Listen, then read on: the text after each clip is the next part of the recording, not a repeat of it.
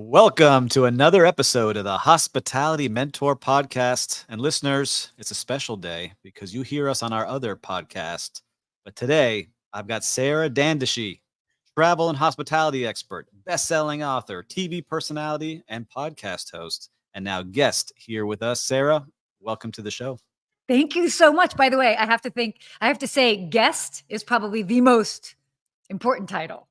Guest today, which I love having you as a guest today because now I get to learn more about you. And I know all the listeners want to learn more about you because our live paths have crossed. And now we get to spend every week together for at I least a know. half hour. And it's I so know. much fun. It's Um, great. but I want to learn more about your story because we don't get to talk too much about that. We don't, and that's why I think this is so cool. Is that we've kind of like had podcasts at the same time, and then we met in person, and the next thing you know, we were like thrown together, and we do our probably one of the highlights of my week. Good Morning Hospitality. I have to say, I love doing that with you. So it's nice to go. I guess like we go and see a little bit behind the curtain, right?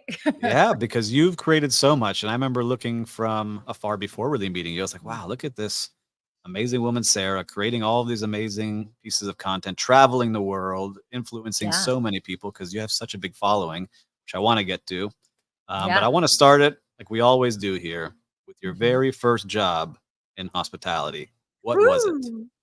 I was, oh goodness. So my very first job in hospitality, well, in hotel. Oh, my very first job in hospitality was I was a hostess at a restaurant in Georgetown in Washington, D.C. while I was going to school. And then my first hotel job, I was also a hostess, but I was in like the lobby bar area of the Four Seasons in Washington, D.C. So right there in the Georgetown area while I was going to school. With all the power brokers. So you're in Mhm. school at Georgetown, but you're Yeah. not studying hospitality. You're studying culture and politics. So how did this start to take shape?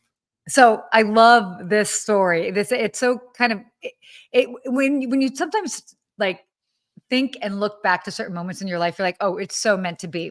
So I'm at the School of Foreign Service at Georgetown. That's what I'm studying.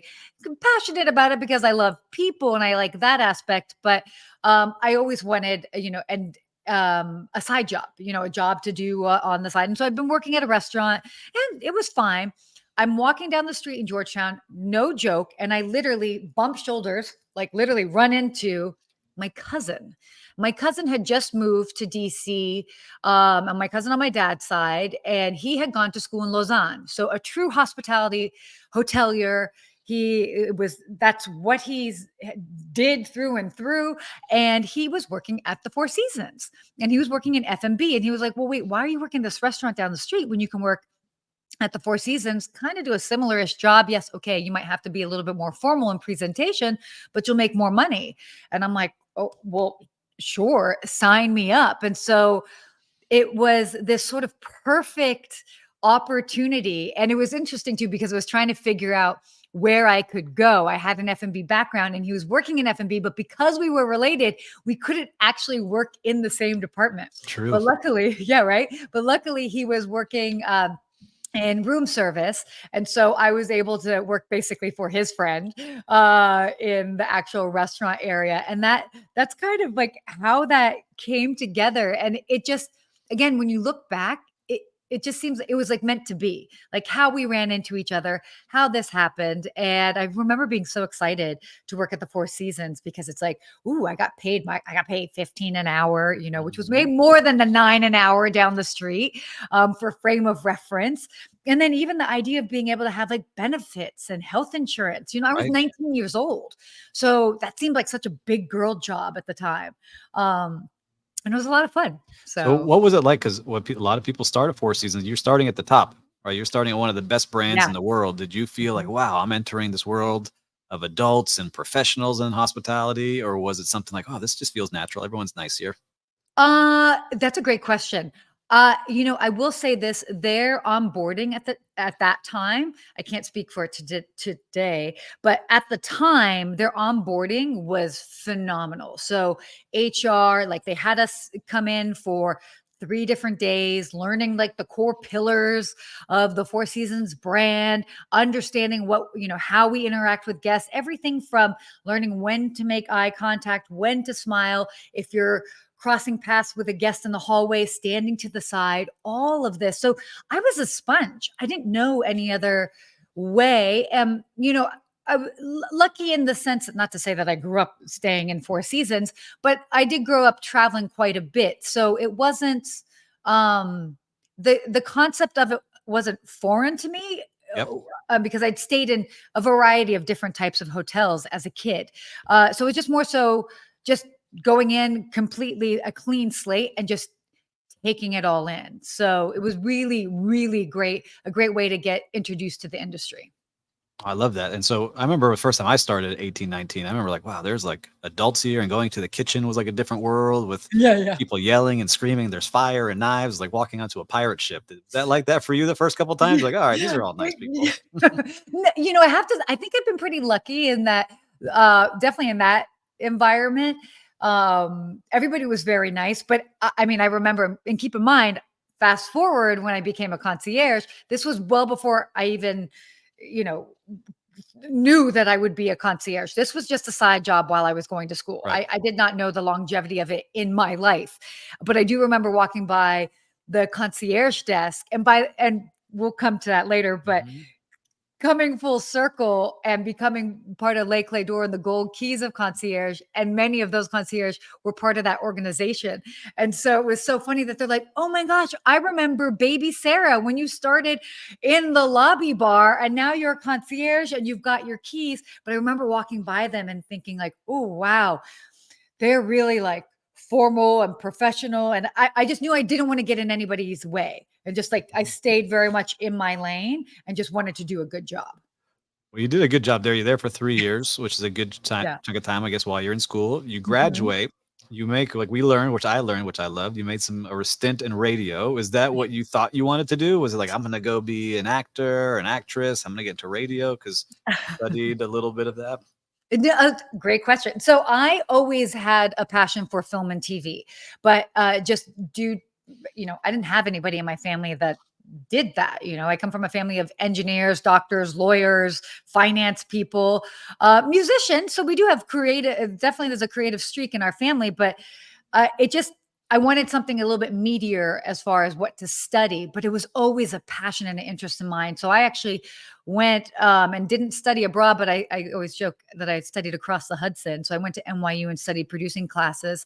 And then as I was coming back to DC for my senior year, I was looking at internships, and I happened to get an internship at Hot 99.5, which was part of Clear Channel at the time.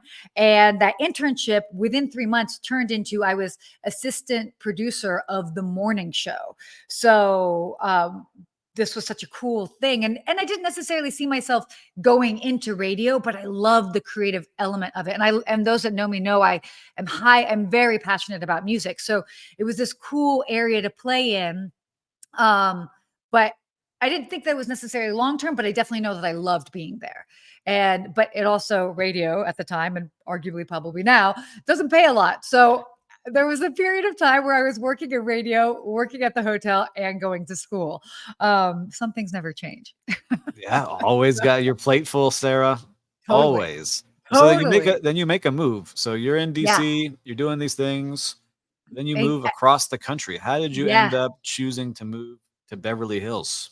Yeah, so I always knew I wanted to be in Los Angeles. And again, probably going back to the whole film and TV element of things. And truthfully, being as that I wanted to explore, acting and producing. And so I come here and I made two decisions. I'm like, I don't know anybody in LA. But it's like, okay, well, I knew that it would be important for me to have a sort of friend infrastructure. And two great ways to make friends. One would be doing like a class together. So I immediately enrolled myself in producing classes. So yes, that's how I learned how to edit. And again, going back to even the radio show, being on the radio show, I also knew how to edit audio. So I definitely knew how to edit. I knew how to be behind a camera, knew how to be in front of a camera. I was doing that. Great way to meet friends. And then, I also knew that I would meet friends through work. And I was like, well, I guess I can go into hotels again. Let me see. And at the time, my roommate, his girlfriend was working at a 5-star, 5 diamond property in Beverly Hills, the L'Hermitage. And she was like, oh, well, I can be your reference. Like, go ahead and apply. So I apply as like a cocktail server or bartender, since my background had been more F&B. Yep. Go in, and everybody, I passed all the interviews, because as we all know, when you go through these, you have multiple interviews. Yep. Finally, the general manager, he's talking to me, and he's like, I think I want to take this interview in a different direction. And in my mind, I'm like, oh my gosh, I just got to LA. I've heard about the casting couch. Like, I don't know where this interview is going. It did not go that direction, everybody. It did not go that direction. He ended up saying, well, I think you'd make a good concierge. Now, again, I had already worked in luxury properties, so I had an idea of a concierge. And I knew that I would have to learn a lot more. And I also knew that I had to know a lot about the area. So I told him, I was like, well, I'm really good with maps. like that was MapQuest. I got MapQuest. Don't worry. I got map. Exactly. I was like, no, I graduated from Georgetown, but I'm like, I'm good with maps. Like, I studied map of the modern world. Like, really, Sarah? But keep in mind, I'm still pretty young at this point. Just about 21, just about 22. And he's like, yeah, you'll be fine. Yeah. And so, yeah, so fast forward, I ended up basically going into that job knowing I didn't know anything about Los Angeles or Beverly Hills. And then I shadowed for a solid week. And then after work, I would drive up and down the streets to get the lay of the land and know, okay, this is where Spago restaurant is. Okay, this is where the Gucci store is. This is where Chanel is. All of that. And I did it at night because obviously, as we all know, LA has horrible traffic and that would just be miserable during the day. So I would do it at night. And then a couple months down the line, one of the head concierge, she was like, let's go restaurant hopping. And we did this great thing is that you didn't have to eat at every restaurant. I didn't have the money to eat at all of these fancy restaurants, but we literally went into probably like 10 or 12 of the most recommended restaurants that we would send people to. And I would just be able to go in, kind of take in the look and the vibe, see what the menu is. I mean, you could see the menu online as well too, but at least by stepping in the door, you could get a sense for the type of place. Mhm. So it all of a sudden made my job far easier to kind of describe the atmosphere, the style, you get a sense for it. But I studied this city like it was my job, no pun intended, but like it was homework. But it was. And so my question for you, you Yeah. graduate Georgetown Mhm. and prestigious school, Yeah. big time. When Mhm. you said, hey, family, I'm going to go be a concierge and chase the dream of being a producer, did you get any slack from them? Or they're like, Sarah, we just want you to be happy. Go for it. Not from my mom. My mom always very, very supportive. My dad, being a finance guy, his questions, I mean, at the end of the day, always supportive, but he was like, I just want to be able to make sure that you know that you can make money. It always comes down to dollar signs Yep. with him. But again, at the end of the day, they were both very like, hey, whatever you're doing, like so long as it makes you happy and so long as you're not like coming to us for help. You know Yep. what I mean? It's like, okay, well, you're clearly making ends meet and you can buy a car and you can afford your cell phone bill and whatever. So there wasn't really much pushback. They would just always be very supportive. So I was pretty lucky in that regard, and that they let me sort of find my own way in it. That's good. So you're there. It's kind of like a starter job. Like you didn't really say, hey, Yeah. I'm going to go be a concierge. That's what I want to Mhm. be. Did you start Mhm. to kind of fall in love with this? Like, "Yeah, I'm not going to chase this producer acting, not acting, but producer and movie star life? Or was it like, I'm Um, still doing dabbling in it while I'm No, I was concierge? doing it. No, it was perfect. I was able to, because at the end of the day, I mean, we all know you don't come to LA and become a success in a year. Like it just doesn't. I mean, it can, but it not really. It really it kind of can't. Everybody has to pay their dues. I mean, anybody that I know. I mean, let's talk about Timothy Chalamet, for example. When I was working at that first hotel, he was 11. And his dad would bring him there, and he was like, "My son is going to be famous." And I remember thinking, like, Okay, okay, crazy guy. dad. All right. And then fast forward and look, and he's huge and he's like leading all of these movies. But how long ago was that? That was 17 years ago. So everybody's pays their dues. So I knew that it would have to be something that I would be able to maintain and balance a sort of lifestyle of kind of having two different lives.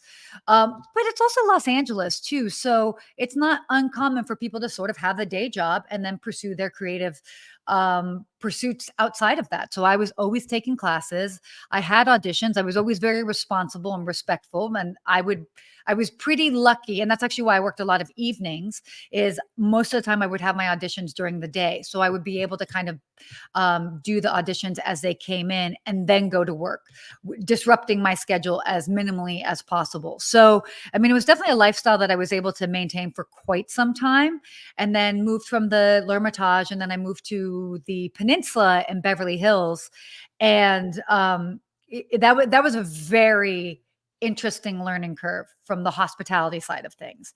Why is that? Because you've worked at 3 really good hotels. This is the 3rd one. Yeah. Why was that such a learning curve? So, and at this point, this would be my third 5-star, 5-diamond property. Yes, that's what I'm saying, all of them. So yeah, so to even like understand that, as it was a reminder of not all hotels are the same, and they can all be rated 5-star, 5-diamond, but they are still very different. And the Peninsula, and I still actually even think this to this day, is probably the best hotel in the city in Beverly Hills. Yes, there are many wonderful ones. You've got the Beverly Hills Hotel, the Hotel Bel Air, the Montage that's now become the Mayborn. There are many, but to consistently knock it out of the park at such a high level, and that hotel was so busy. I mean, I remember getting nervous before going in there because stakes were high. Now, keep in mind, at this point, I'm 24, just turning 25. And all of my coworkers are at least 10 years older than me. Now, when you're older, that's not necessarily that big of a deal. But at that point, when you are like 24, 25, and you're next to somebody who's 35 or 40 or 50, you're like, they're major adults, and you are Yes. really trying to do a fantastic job. So it was something that it took quite a bit to transition. And it was just the expectations of the guests. That property in particular has a very, very high repeat clientele. And so you'd have somebody that would come in and they would be like, well, who are you? I'm used to dealing with so-and-so. I've dealt with so-and-so for 10 years. And you're like, well, I wasn't even legal to work for 10 years, but let me try and help you, sir. So it was very much having to prove myself, not only to the guests, but even also to upper management as well. So it was a very high pressure job for myself at that point. And I also think hospitality at that point was very different than it is today. People want to engage with employees in a far more personal way today, whereas back then it was still very much of like, I am guest, you are employee, and we are very different as far as the levels. Where that line, I think, is kind of like, I don't want to say blurred, but it's maybe not such a hierarchy today. Yes.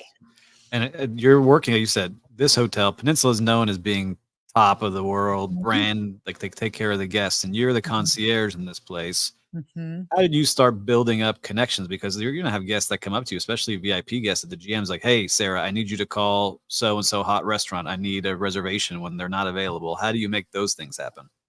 So, I mean, it just ends up, it helps to say, I'm calling from XYZ hotel. Yep. I learned this over the years when I ended up being at other hotels, and I would call and say, I'm calling from whatever hotel. And they didn't care as much as when I said I was calling from the Peninsula.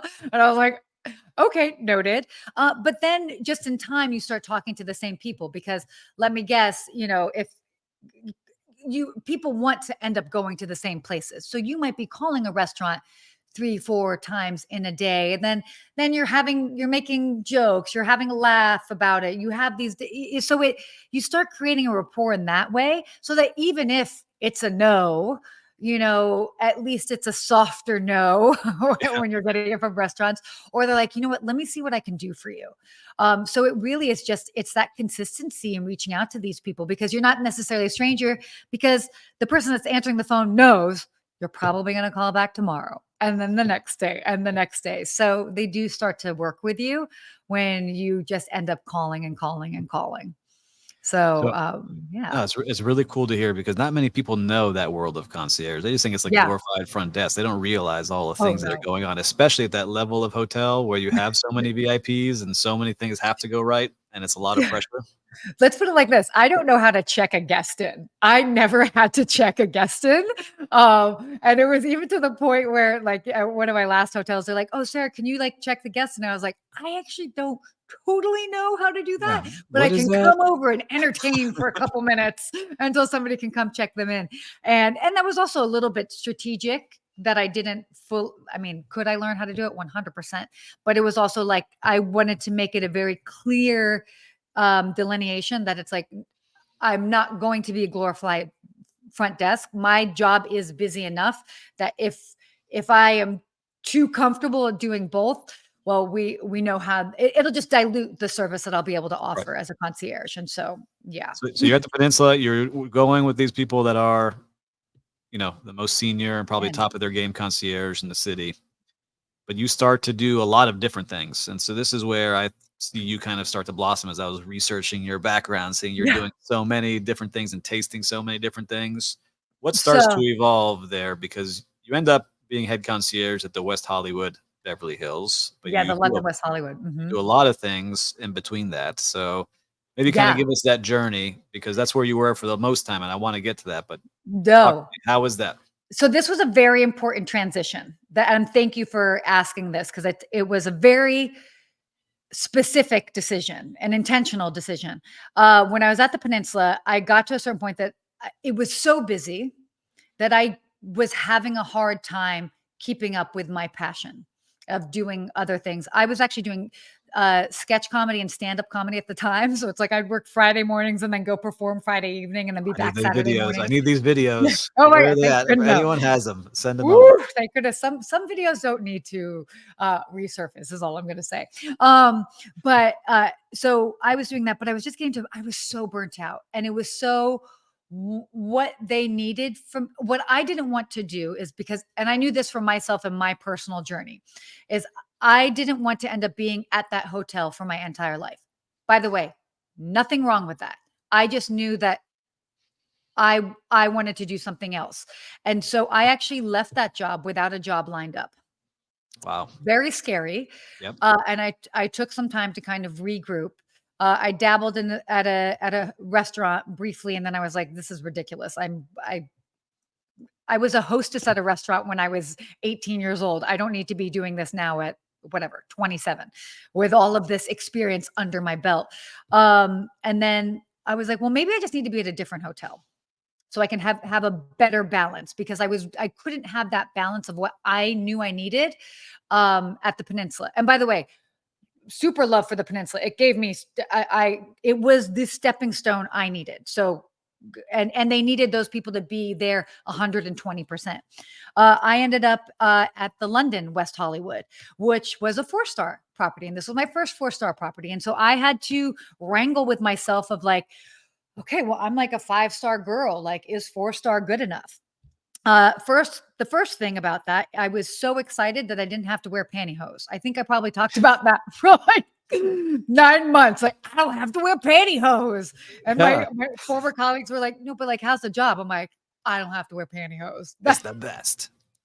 They were like, okay, Sarah. But surely it was one of those things perfectly timed. I went there, all of a sudden had more breathing room. Um, and that's when Ask a Concierge was born. But before we dive into Ask a Concierge, there was a Yes. very important moment that I want to share when I started at the London. So remember, I have a 5-star background. I'm applying at a 4-star hotel. The general manager and the managers are looking at me as a candidate like, What are you this doing here? girl's too Yeah. qualified. Mhm. She's not going to want to be here. They passed on me. They hired a bellman. It didn't work out. Then they circled back and they're like, well, let's just like interview her. But like, I think she's too overqualified. I go in, and, I know the things to say, and it's also a tricky situation too because actors, for example, have a really bad reputation. And the last thing I wanted to do was seem flaky, but I also had this whole work history behind me that I clearly Yeah. wasn't flaky. And the general manager at the time asked me he laid this out perfectly. And this is what I wanted to share is the general manager basically said, I'm not dumb. I'm a general manager of a hotel in Hollywood. We have people that are actors, they're musicians, they're writers, they're doing this. But we're also a high level hotel. So I want to know what's the bigger picture for Sarah? Do you have creative ambitions and do you need this job to kind of work with you because the hospitality industry is great for people that have a sort of side hustle? Mhm. Or is your passion rising the ranks and you one day want to be a general manager of a hotel? He's like, I ask just so that I know what track to put you on. And I thought that was so wonderful because no other general manager had ever asked me that in an interview. And I felt comfortable enough to say, I do have some creative pursuits, but, should it change at some point? He was like, cool, great, no problem. And then he also said, it also makes sense why a 5-star concierge might want to come to a 4-star property so that you have more breathing room. And I was like, oh my gosh, this guy's reading my mind. And Mhm. so that set the stage for a wonderful relationship. And if you look back on my work history, I was at that property for 9 years. For And a the long main time. reason, a very long time. And I was there because they let me grow and breathe and develop my business. And part of it also, worked with them as well too. So I share that because I think so many general managers can learn so much from that interview and just laying it out there and understanding the role that you might play in providing a job for somebody that like maybe it is important for them to be going to school at the same time and they need something flexible.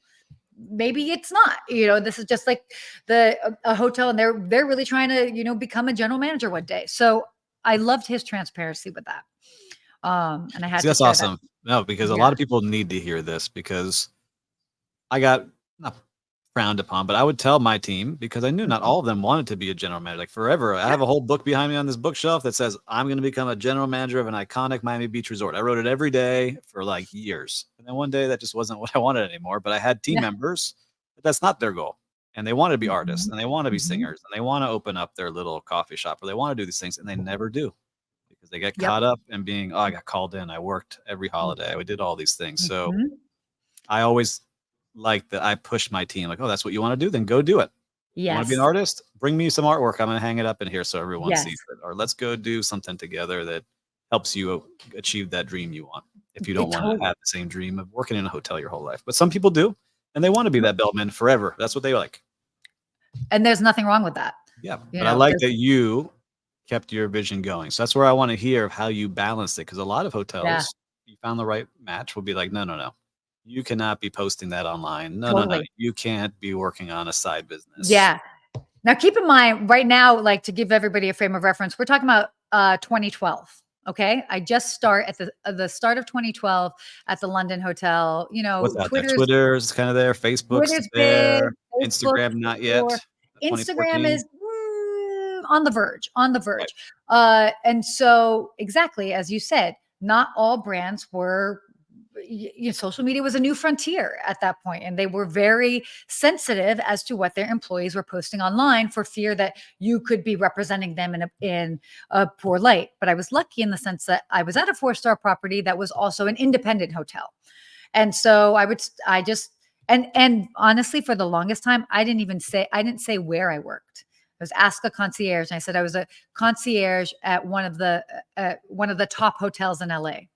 I very specifically chose my language, and this was very specific, so that it wouldn't come back to them for multiple reasons. A, so they couldn't come back to me and say, "Oh, you can't be doing this." B, I'm not their spokesperson because that we all know is a very different paycheck. Yep. But I wanted to just keep it separate. What I should say is the story of how Ask a Concierge came to be Yes, let's created. find out. Let's And see how this starts. so I was taking an online writing class. And I was basically working with a couple because I had a background again in sketch comedy. And I was working with a fellow comedian, and she and I were going to do a web series. And so, in the process of us like working on the script of this web series, which by the way, never ended up happening, our instructor gave us an assignment to all create a vlog. And I'm like, a vlog, a video blog. And he's like, think about what you're an expert in. And this is a great assignment, by the way, for everybody to think of in whatever, especially in personal branding. Think about what you're an expert in and share stories about that, share advice about that. And this was so poignant is all too often we don't see where we're an expert. We just take for granted the knowledge that we have. So he was like, okay, as you're trying to figure this out, think about what people ask you, what repeated questions you get asked about on a regular basis, whether it's families asking you for advice on something, whether it's in your job, whatever. And that's how I was like, well, I like to work out and eat healthy, but like, that's not my thing. I mean, I guess, and I was literally like, I guess I'll talk about what to eat, see, do in LA. I mean, people ask me that on a regular basis, super unsure. At the last minute was like, I guess I'll call it Ask a Concierge, and specifically Ask a Concierge because I didn't want to be Ask the Concierge because it's not just me. We have many local experts. So again, I share that for the specificity of everything that I thought about.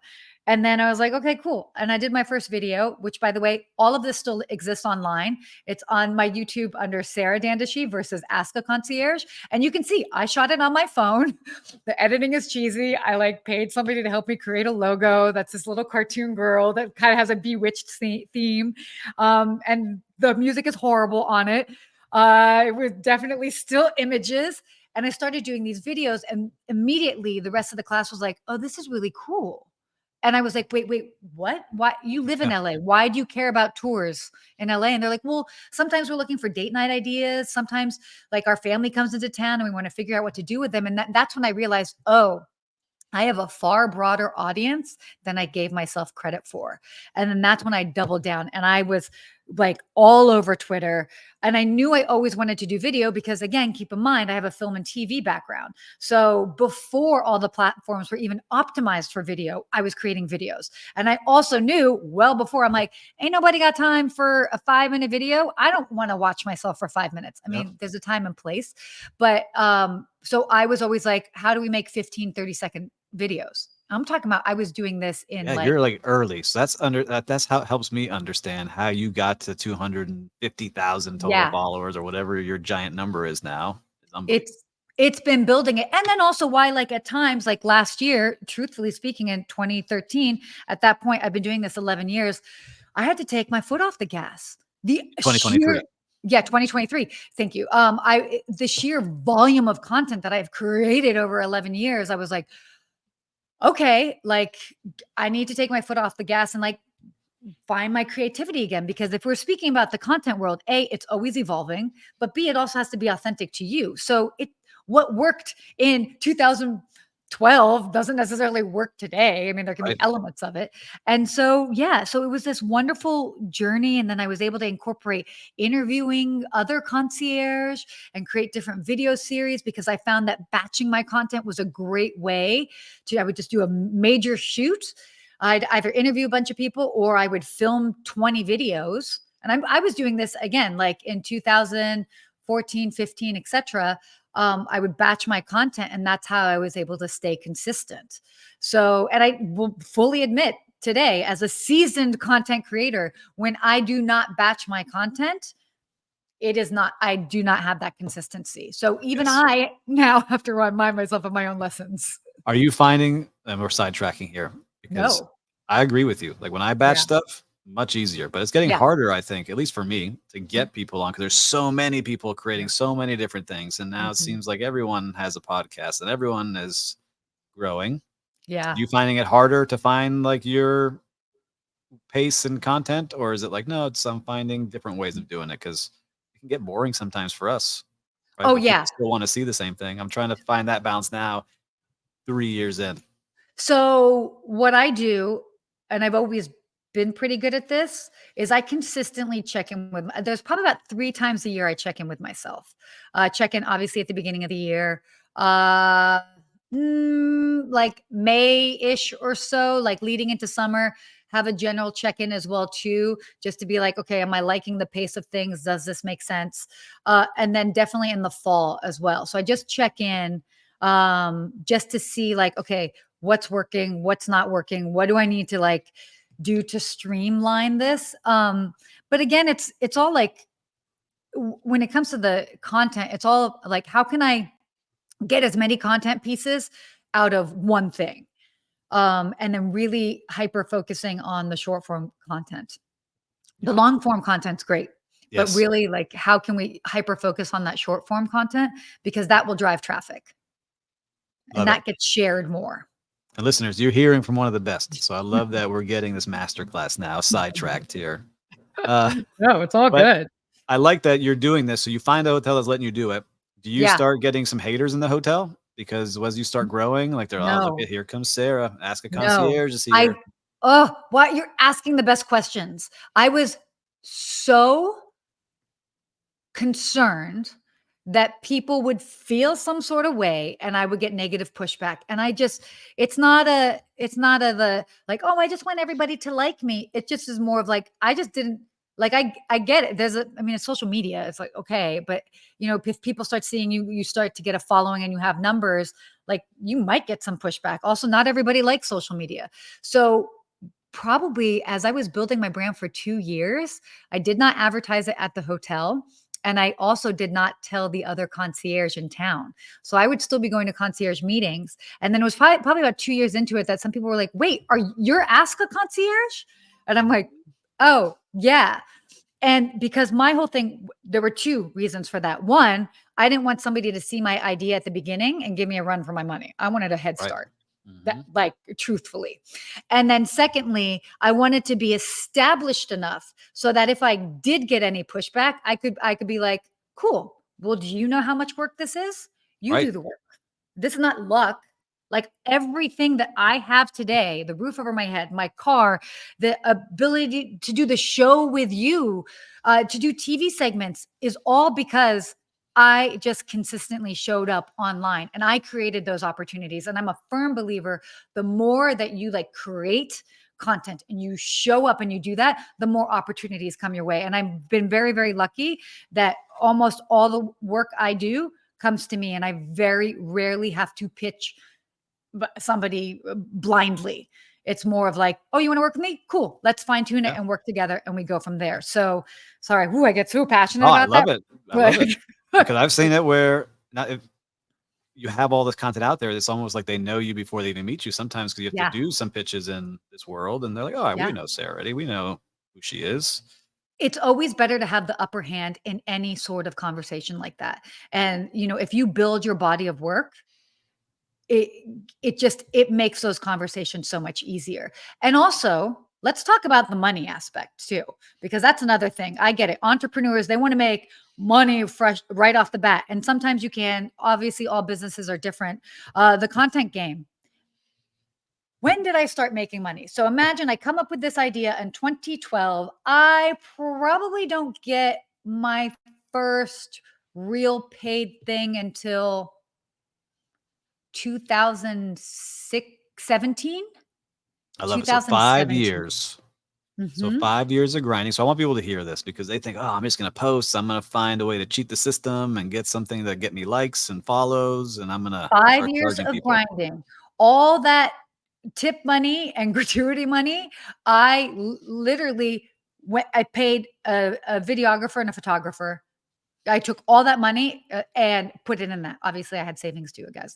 All Yes. about spend responsibly. Yes. But I would take any sort of extra money and put it towards that. So I wasn't making the choice to go out to lavish dinners or go party in clubs and whatever, because I would look at that and like, well, that could be $300, and that $300 could get me like XYZ, videos or this. And I also strategically worked with people as well too, where I would like buy them a camera in exchange for them to create a bunch of footage for me. So, Smart.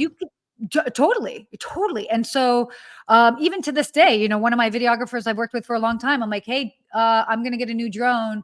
I'll give you my old drone. Will you just do like, a round of shots for me? Perfect. Super So smart.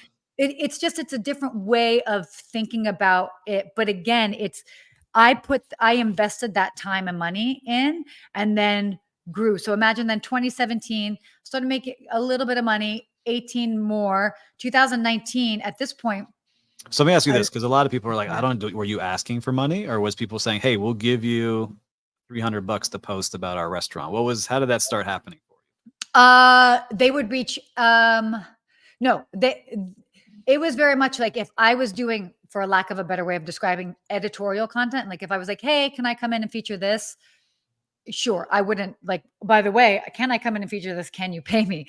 No. At that point, people started reaching out to me and I was like, great, I'd be happy to do that for you. These are my rates. And then slowly built on that. And so by 2019, and it was interesting because I was like, 2018, I'm like, I think I could probably leave the hotel, but that security blanket, oh my gosh, health Yeah. insurance. Oh, Benefits, 401k, yeah, yeah, free yeah, meals all of every day, I'm sure, at the hotel. totally. These are all real things to think about.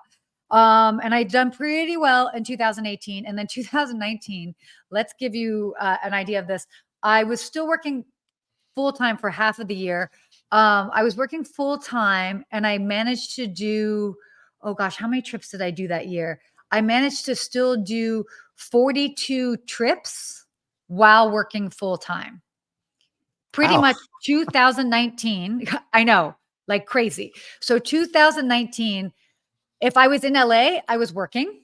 And if I was not scheduled to work that day, I was not in LA. And I could have been at the Grand Canyon, or I could have been up in Napa. Like That's a flight away. Yeah. it Drive wasn't away. necessarily like I was in Asia.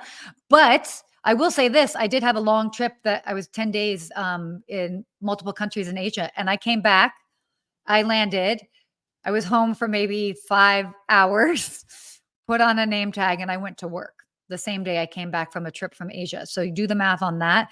But for me, that was how I could make it work. And I also was so mindful and thankful and respectful of my colleagues that I was like, I will do whatever I can because I'm so thankful that they were flexible with their schedule that I was able to do this. And I always made that very clear. And that's why I also then ended up working holidays. I'm like, hey, you need time with your family. I will totally work Christmas because you gave me a solid this year. So again, it's all of like understanding your coworkers and working together, and just being like you stay humble and you never get too too big for the situation, and you're always willing to do the work. I love And I that. think that that helps. Yeah. It's good. I want people to stop. I want them to rewind this if you're not driving, because there's so many people who come up to me like, "How did you do this? How can I do something on the side? How can I create something?" Is this. You got to Yeah. grind if you really want it. It's not I'm going my day off to the bar and Netflix and Yeah. chill and watch 6 hours of TV. It's I'm going to go create things and I'm going to put And what I want out there. yeah, and you just really just you make those conscious choices and decisions. And for a long time, people were like, "Wait, you're like the head concierge. Why are you working nights?" Because traditionally, head concierge would work. They Yeah, want to work daytime. that. Mhm. Yeah, exactly. And it was because I would wake up at 6 in the morning, like get my workout in, have a full day of whether it's doing emails, creating content, etc. So like that, the thing that I was most passionate about, I could I could tackle throughout the day, and then the second half of my day I could go to work, enjoy that. And then if timing did allow, and if maybe the schedule wasn't so busy, I can maybe tackle some more emails from the desk that night at like 8, 9 o'clock. But it was a very committed choice, and it's also not something I understand that is for everybody, but it's how, if I did not do that, I would not be here today. So Loud and clear. So yeah. where I want to get to now, in 2020, you leave your position. That's a Yes. crazy year for everybody. But how does that happen? When do you get to that inflection point of, all right, I don't need to have this full-time hotel job anymore? Because I know how it happened for me, but how did it happen for you? So going into 2020, I remember how I'm telling you 2019 is like insane. I'm definitely doing I had made enough money from Ask a Concierge that I knew I could survive off of it, but it was like, okay, am I really going to be okay leaving the hotel?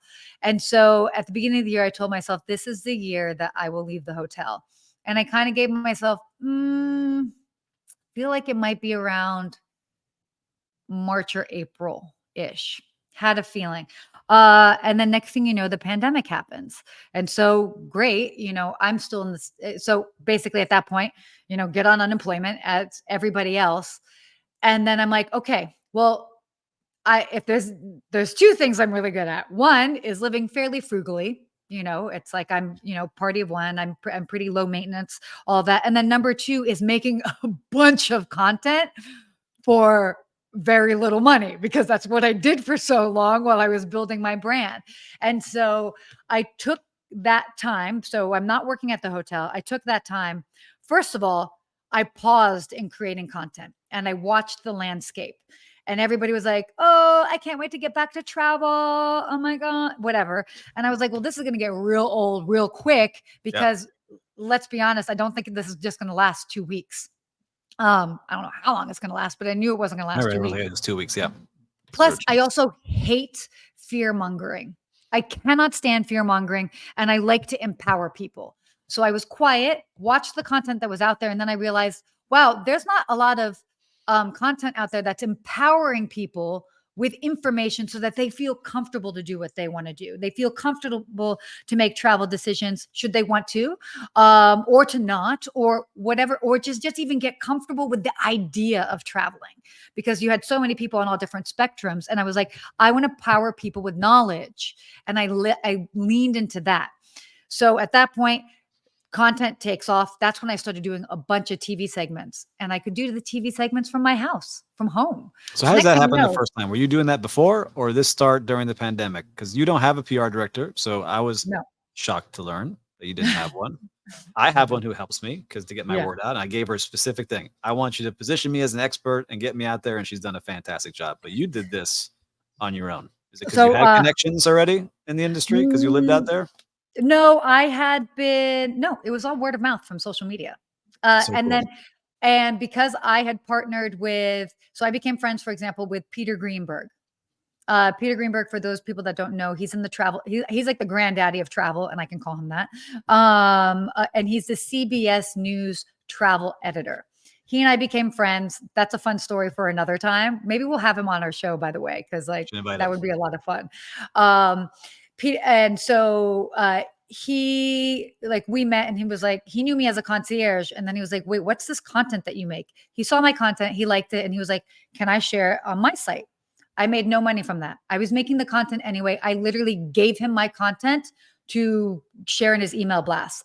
Somebody that was working with Marriott saw that and was like, oh, we want to do videos with her. I then at that point started working with Marriott doing more destination videos. Not something that they do a lot these days, but they're like, oh, well, you're good on camera. Like, hey, we have an opportunity to do the Kelly Clarkson show. Do you want to do that for us? So I was very lucky that because of my partnership already with them doing something completely different, they also flew me to their headquarters. We did a little bit of media training, specific TV media training, and then they would just like book me on some things. Very nominal. It was very little. It was not a lot. Fast forward, the pandemic is happening. They see me doing these 2-minute updates and they're like, that's pretty much a news segment. And I'm like, yeah, you're right. And they're like, would you be comfortable doing this? I'm like, yes. So I started doing those from home. And guess what? I'm now making money from my living room in the middle of the pandemic, talking about travel without having to travel. So And cool. it was coming in. And so in the meantime, going back to the hotel, they kept reaching out and they're like, hey, we might maybe want to bring you back. And I would say, please go down the list. Ask the next concierge. Because I was like, I'm starting to create a little bit of income. Like this is starting to become a little bit self-sustaining potentially. Bring them in. I have something. They might not have something. So Right. they went down the list and they started bringing everybody back. And then probably by August of that year, cut ties completely. And it was like the final, this is our final ask. Will you come back? And I was like, I'm going to stick to what I've built. And then that's when I ended up positioning myself and doing the book and then other things. So it was like the pandemic just came, it just segued perfectly with the plan I already had. And maybe fast tracked it. But it was all like I was already in that headspace. And then it was like, how do I just do this strategically? And again, I think it was a lot of happy accidents as well, too. Like that, I didn't go in to be like super strategic. I Yeah. very much take the like lay of the land, find the gaps in the content that's out there and see what can I add to fill in those gaps so that I'm relevant, because content is all about being adding value, but then also staying relevant. Yeah, and I learned that from you just in teaming up with you. Is like looking at the headlines, making sure you talk about certain headlines Yeah. because they start to trend very quickly. Hmm. It's a good tips I've learned from you. So, all right, for the people who are listening, because I could talk to you forever, and I want to keep this to Yeah. our hour here. You make this jump, you Mhm. leave, you Mhm. soar free from the hotel, which is scary for a lot Mhm. of Very. people. Did you sit down and consciously write down, like, all right, I'm ready to go. I've added everything up, or I just feel like I've got something out there I got to go chase. Uh, no, because I had also done like business plans in the past, and so it's like I Mhm. had a general idea.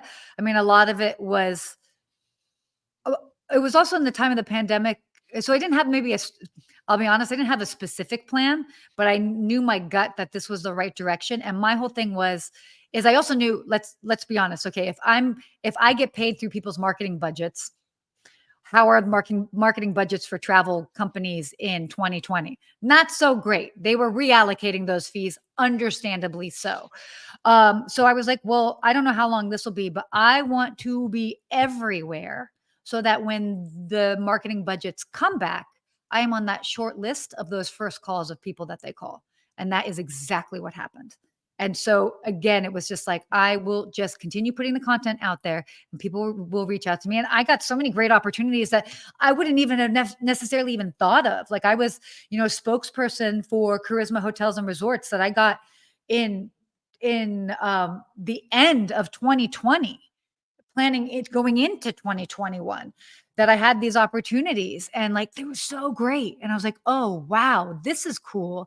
So It's true. again, it was just by putting that content out there, those opportunities came and it was just building one off of the other, and then, then the strategic stuff would be like, okay, well, the book is good because the book adds, a level Author. of Yes. yeah, it adds a level of expertise. It leads nicely into speaking engagements, which I knew was a part of my business I wanted to grow.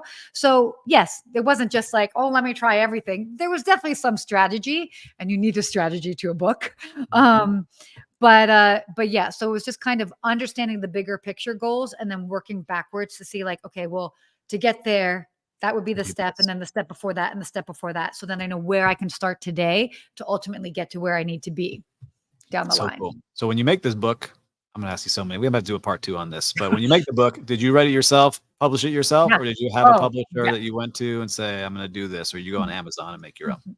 Very lucky that a friend of so I knew fresh out the gate. I was like, I'm not going to sit here and wait for a publisher. Like, I'm not paying the waiting game. I've also worked in Hollywood.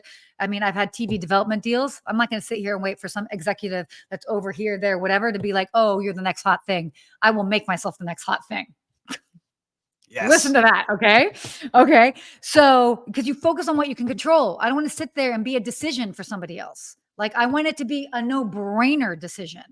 I want them to call me when they've already made the decision. So, going back, I was very lucky that I had a very close friend of mine that helps people self-publish. So I had some guidance because it can be very overwhelming. And I do suggest for people that do want to do a book, I think, unless you are famous or have some sort of crazy, amazing story about being an amputee and hiking Mount Everest or whatever that like people have to hear, maybe you should self-publish at first and utilize and lean into any sort of social media presence that you might have. So I knew I was going to self-publish. I wrote the entire thing myself. I tend to work backwards with books, and that I come up with the title and then I figure out the outline. And I knew I didn't want to do a tell all. But then again, it evolved over time. So books tend to evolve because they take a long time. And it was educational, and I knew I wanted quotes, and I knew I wanted to have other people share their stories. And so it kind of came together piece by piece. And it was interesting because then I look back at times, I'm like, oh, this book isn't super dense. It's actually kind of an easy read. I don't want to look like not intelligent enough. And then I stopped and I was like, wait a second, Sarah. And admittedly, I'm not a huge reader. Like I have to be like in the mood for it. If I see a book that is super dense, like if you put Moby Dick on my desk, I'm like, I am not reading that. Like, no. And so when I look back, I like that it's an easy read. I like that it's easily digestible. That was Yeah. not necessarily the intention, but it came out that way. And I think that that's why so many people of so many different backgrounds can read it and enjoy it. So the book has been great. And so, yeah, self publish. All right. And then, Give us the title because I'm embarrassed. I have to buy it today. So what, give us the what, title of the book here, Sarah. Okay. how did Because I I don't not have give it. you? We How, didn't know each other then when how did I not give you one when I you saw you launched a it. couple weeks ago? I don't know. I Oh see my how it goodness. is. Here we go. Hospitality from Within. Beautiful. Ooh, Hospitality from Within. Make there sure you we go. get it today on Amazon. I'm sure everyone can buy it, right? Yep, everybody can buy it. Yeah, so it's great. It's been wonderful, and so many people have learned so much from it. And at the end of the day, like I just want to help inspire people realize all the tools they need are inside themselves. And sometimes we just need a little bit of outside inspiration to awaken that part of ourselves and to fully embrace what we're bringing to the table. And there's some useful tools in that, but I think the main thing, my goal is I wanted to inspire people that maybe have been in the industry for a long time and they're just like, I'm tired, like, nothing really like fixes me anymore. And I wanted them to get reinvigorated and then also give some tools for those that might be new to the industry that have no idea like what hospitality is or why is it important to connect with a guest or why is it important to listen to a guest. So really breaking that down. So that was kind of the point of that, but it's been a wonderful journey. And I love that it also came together so just like authentically because it's obviously it's important to be strategic, but I want there to be an authenticity to whatever is being done because that's where the great stuff happens. Yeah. See, I'm gonna work on that because I've started it and I was like, I don't really like this. I'm like overthinking it, but I just have to stick to it, keep it going, find the Well, voice we there. can talk about that one day Yeah, offline if you offline. want. We'll talk about that. Happy to. All right. So you've given a lot of great advice here, and we could continue talking about everything. But what is coming up for Sarah? What do you have coming up this year that you want to share with people about what you got going on in your world? Ooh, I love this. Well, number one, I would say is that we are going to be continuing to grow the Good Morning Hospitality podcast. So obviously, Steve and I have big plans to just continuously evolve it, whether it is having more in person um, episodes, whether it's doing meetups. So we're definitely looking to explore that. And I'm Yep. excited to see that evolve. I also have been really excited about the other show that I do. Very different in style, but I do it with Visit West Hollywood. It's the Creators Podcast, and I interview those whether they're celebrity interior designers or photographers or you name it, these incredible creators that influence the cultural fabric of the world that we live in. And so much of it comes from right here in my backyard. And because I worked and I live in this area, it's been so cool to be part of that journey to help share those stories. So the Creators Podcast, also great. And then I have a video series in the works that I can't share too much now, Ooh. but I would just say stay tuned for social because we're going to be doing some fun things. So If you yes, ever need a guest appearance from me, you let me know, and you I will got it. be there for you. Well, Done. Sarah, Done. listen, I appreciate everything you shared today, but I have one last question. Oh, bring it. If you were starting out today and young Yeah. Sarah was graduating Georgetown and she's joining your team, what advice would you have for her if she was starting out right now? Hmm. Try a little bit of everything. Um, let's try a little bit of everything. Uh, dabble in whether it's different jobs, roles, and remind yourself that no job is too small and do it all. I think what was so great is because I always worked so many jobs from a young age. By the time I was like 22, I already had a pretty established resume. So try a little bit of everything. And it's not for resume building, that's a side part of it, but it's so that you figure out what you're passionate in. And it's amazing what you can do, even if it's not in the directly the same industry. You can learn so much from a different industry that can influence the ultimate industry that you end up going into. And then final thing is don't put try everything. Also know that there are chapters to life, and know that maybe this might be what you do for 10 years, and that you might find yourself doing something completely different in the following 10 years, and be okay with that. It's all a journey and you're learning so much from it. And the important thing is to be passionate and engaged in whatever you're doing, because we do spend so much of our time working. So find enjoyment in it so that you have a life full of joy.